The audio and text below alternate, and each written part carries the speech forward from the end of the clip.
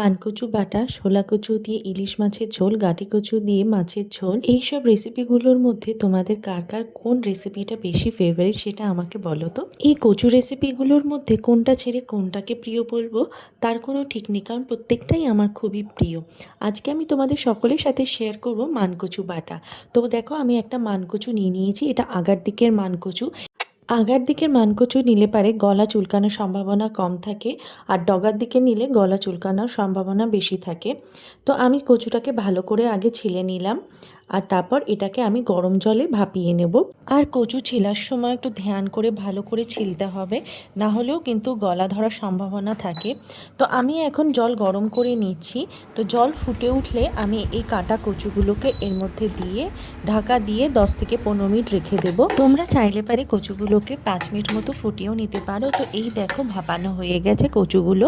এবার এই কচুগুলোকে আমি একটা মিক্সিং জারের মধ্যে নিয়ে নিয়েছি।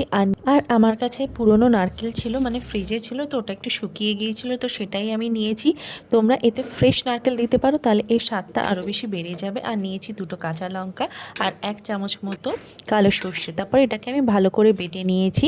তারপর বাটার পর এটাকে বাটিতে ঢেলে আমি ভালো মতো কাঁচা সর্ষের তেল দিয়ে এটাকে ভালো মতো মেখে নিয়েছি। ব্যাস রেডি হয়ে গেল মানকচু বাটা। গরম গরম ভাতের সাথে এনজয়। তো দেখা হচ্ছে পরবর্তী কোনো ব্লগে। Bye bye. সবাই সুস্থ থেকো, ভালো থেকো, সাবধানে থেকো।